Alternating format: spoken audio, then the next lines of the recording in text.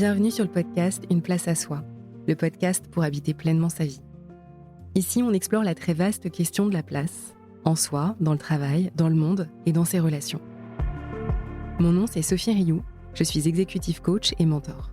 Je crois profondément qu'être à sa juste place, c'est prendre le risque d'être soi et prendre sa part dans le monde.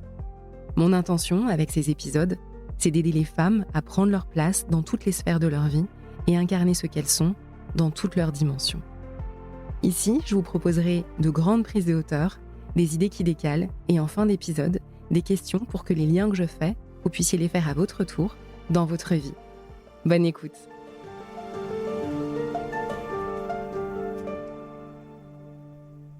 Et si les moments de flou étaient finalement des possibilités d'extra-lucidité ?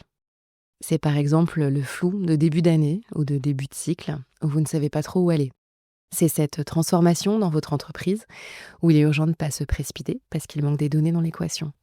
C'est cette conversation qui vous semble un peu confuse et vous avez beau essayer de déblayer, de faire des liens, rien n'y fait, il y a vraiment quelque chose qui vous échappe.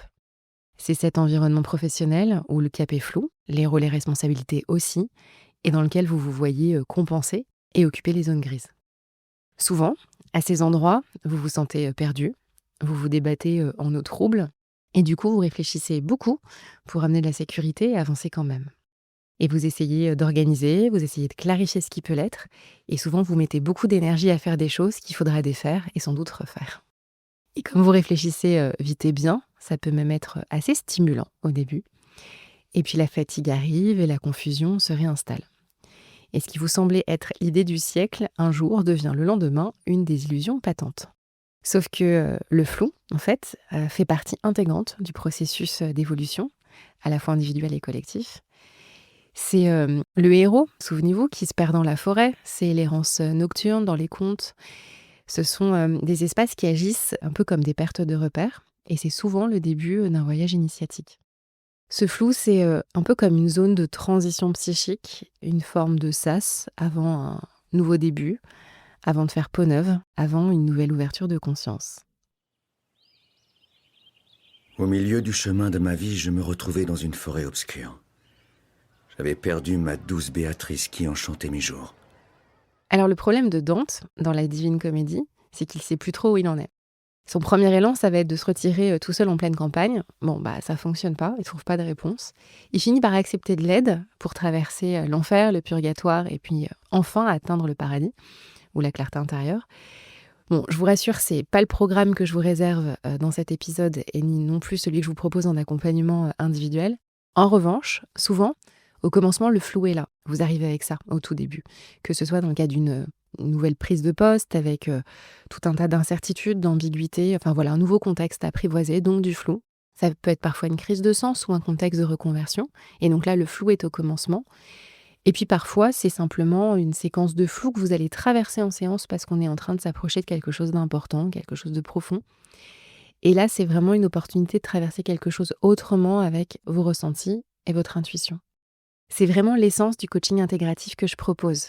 Intégratif pour tête, cœur, corps et conscience. C'est vraiment l'idée d'aller ouvrir le champ large à ces mouvements intérieurs et à ce qui se passe pour vous sur un autre plan plus subtil. Parce que vraiment, et ça je le dis souvent, l'idée en coaching, c'est pas de faire un peu plus de ce que vous faites déjà, parce que ça, vous n'avez pas besoin de moi pour le faire, mais c'est plutôt d'apprendre à faire différemment. Si ça vous intéresse, vous pouvez consulter la page où je présente le coaching individuel sur mon site internet et puis prendre un rendez-vous découverte. Je vous mets toutes les infos en page de l'épisode. Revenons au flou. Ce flou juste avant la percée, ce flou qui nous agite ou alors paralyse complètement notre mouvement, c'est ce que Claire Marin décrit comme la tension tragique d'une vie qui hésite au bord du basculement. Et en cela, et c'est pour ça que j'aime beaucoup cette phrase, ça parle de notre appétit d'être en vie. Alors dans cet épisode, je vous propose d'aller trouver des espaces de clairvoyance dans ce qui vous apparaît flou. On va aller voir le flou dans l'entreprise, dans la conversation et dans le brouillard mental. 3 scènes différentes qui se répondent dans les éclairs de lucidité qu'elles peuvent nous apporter. On va allumer des feux pour traverser le brouillard, voire trouver la clarté en chemin. Allez, c'est parti.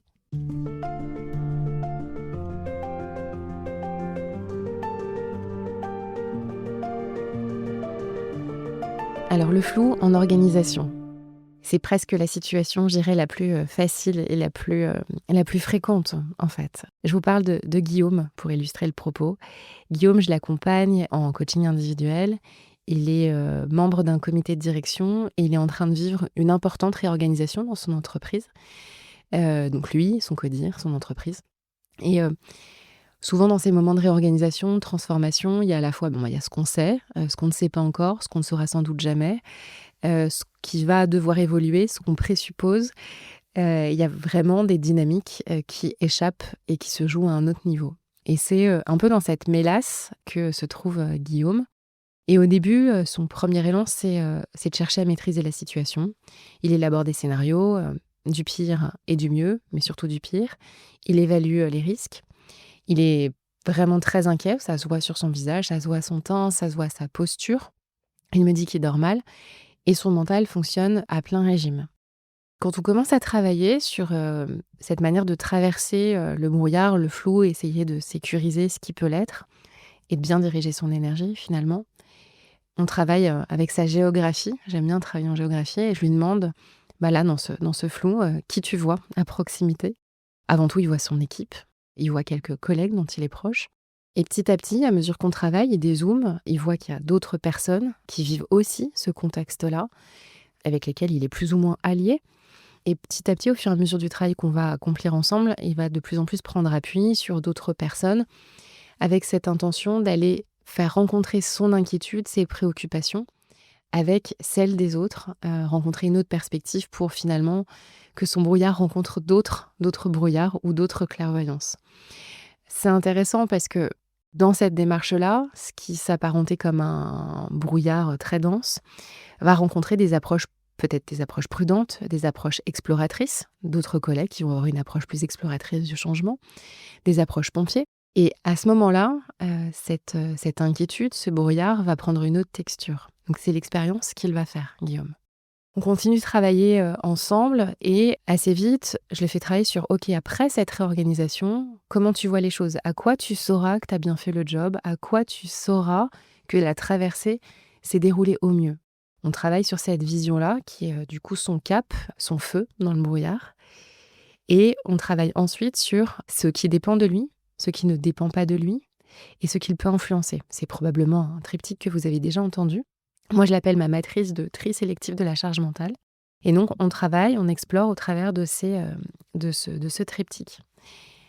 Donc là, à cet endroit-là, il voit qu'il peut déjà se reconcentrer sur son équipe. Il peut préparer la transformation, en tout cas tout ce qui dépend de lui, et ça l'amène furieusement à simplifier. Il commence à lâcher les préparations qui sont trop anticipées, les hypothèses de casting autour de lui, enfin tout ce bruit de fond dont il peut se passer. Il prend du recul sur tous ces petits trucs qu'il tendait et il voit soudain ces choses-là de manière assez anecdotique finalement. Et puis, sur l'énergie qui lui reste, il décide d'influencer les choix stratégiques qui impactent directement son activité, qui impactent aussi le business de l'entreprise. Et en faisant ça, en se reconcentrant sur l'essentiel, il dissipe son brouillard, il voit plus clair sur ce qui peut être fait, sur ce qui se joue autour de lui et sur la part qu'il peut prendre dans la dynamique collective. À cette matrice, donc ce qui dépend de vous, ce qui ne dépend pas de vous et ce que vous pouvez influencer, moi j'aime bien rajouter ce que vous pouvez sentir des possibilités. Vous pouvez sentir que les lignes sont en train de bouger. Vous pouvez sentir qu'il est urgent de ne pas décider tout de suite, que des opportunités vont arriver. Vous pouvez sentir que quelqu'un dans votre équipe est en train de décrocher. Vous pouvez sentir que quelqu'un dans votre équipe est en train de se révéler. Vous pouvez voir que derrière cette nappe épaisse, en réalité, vous avez confiance dans votre capacité de rebond, dans votre jeu de jambes. Donc si vous ressentez cet inconfort de l'entre-deux, avec d'une part l'envie de bouger, mais d'autre part pas plus d'1 mètre de visibilité devant vous, vous pouvez vous poser ces 4 questions.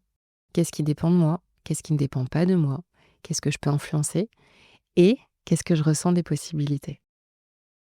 Deuxième situation, c'est celle du flou que vous ressentez dans une conversation que vous pourriez avoir avec un collègue, avec un ami. C'est cette conversation, vous avez beau essayer, vous ne comprenez pas où l'autre veut en venir. Les mots, les émotions, le non-verbal, les non-dits, dans l'énergie, il y a quelque chose qui cloche. Vous essayez de saisir quelque chose dans la conversation auquel vous accrochez pour remonter le fil et comprendre, mais vous n'avez pas de prise. C'est diffus, c'est vaporeux.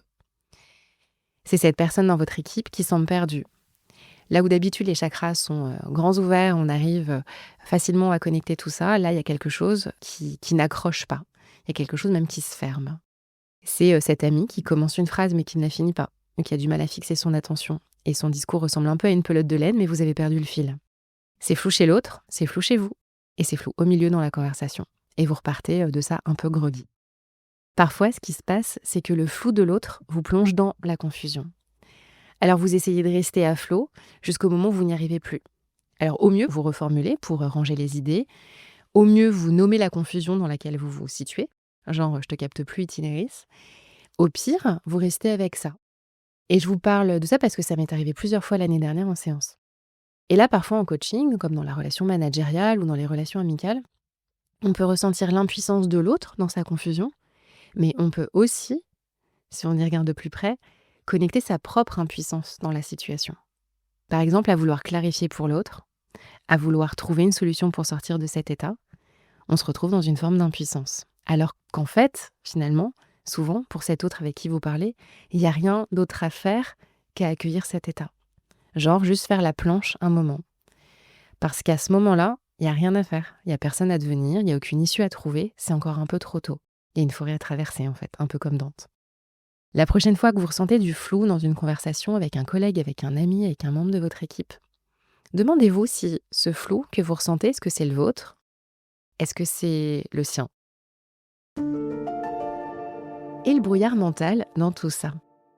Alors moi, j'ai vu des clients qui utilisaient ChatGPT pour remettre de l'ordre dans leurs idées et dissiper le brouillard mental. Charge à l'IA de dégager toute cette mélasse mentale. J'ai vu des clientes consulter pour trouver une issue à travers le tarot ou les astres. J'ai vu des clients qui partageaient ce flou avec leur thérapeute ou avec leur coach, et parfois tout ça en même temps. Et finalement, en fait, tant que vous gardez votre souveraineté, c'est-à-dire que vous ne remettez pas votre liberté et votre responsabilité dans les mains de l'autre, que vous restez détaché de l'IA, des prédictions, des projections, d'où qu'elles viennent, tout est OK. Ce qu'il y a à voir, je crois, à cet endroit, c'est que cette part de vous qui s'exprime, qui a besoin de savoir, qui a besoin de contrôler, c'est celle qui a besoin de sécurité. Alors elle s'accroche au signe de l'univers, à ce qui est certain, même tout petit, pourvu que ça tienne. Parfois, ce qui nous sécurise, c'est aussi ce qui nous limite. Je vais la répéter, cette phrase. Parfois, ce qui nous sécurise, c'est aussi ce qui nous limite. C'est cette certitude, cette explication qui empêche de voir ce qui n'est pas encore certain, mais pourrait bientôt éclore. Embrasser le flou, c'est être extra-lucide sur l'ici et maintenant et sur les possibilités. Embrasser le flou, c'est goûter ce que vous ressentez véritablement pour trouver la clarté et avec cette clarté, faire le tri de ce qui est juste et de ce qui ne l'est pas. C'est suivre une intuition qui se passe de langage et faire le pari de l'expérience. En fait, c'est faire une danse en 3 temps. 1. Votre capacité de perception et votre sensibilité émotionnelle. 2. Votre capacité d'analyse. 3. Votre capacité à prendre de la hauteur. 1, 2, 3, cha-cha-cha. Hey, Patouche! Une place à soi, c'est le seul podcast où on fait coexister la divine comédie et Dirty Dancing. En conclusion, je vous propose de faire votre mélange magique d'appréciation du réel et de ce que vous captez à un autre niveau, plus sensitif, plus intuitif. Le flou, je crois, est créateur de troubles, mais aussi de possibilités de créer vos propres contours. Le flou est parfois générateur de ce que j'appelle les questions pré-basculement, quand vous sentez que quelque chose va devoir changer, même si vous ne savez pas encore quoi ni comment. Le flou que vous sentez ou que vous voyez au dehors et le flou que vous ressentez au dedans sont parfois intimement liés. Quitte à ne plus trop savoir, vous pouvez, et c'est ce qu'on fait en coaching, adopter un autre point de vue. Le flou, c'est une manière d'aller chercher la clarté, même toute petite, en allumant des feux dans le brouillard. Je vous laisse avec la question signature de l'épisode. Si votre flou devient extra lucide, qu'est-ce que vous pouvez percevoir ? C'est tout pour moi pour aujourd'hui. Je vous donne rendez-vous pour le prochain épisode dans 2 semaines. À bientôt. J'espère que cet épisode vous a plu et qu'il vous a donné envie d'oser mettre un peu plus de ce que vous êtes dans ce que vous faites. Si cet épisode a résonné pour vous, vous pouvez le repartager sur vos réseaux, laisser 5 étoiles ou un commentaire sur votre plateforme d'écoute préférée. Vous pouvez me suivre sur LinkedIn et sur Instagram. Les liens sont dans le descriptif de l'épisode. On se retrouve lundi, dans 15 jours, pour le prochain épisode d'Une place à soi. À très bientôt.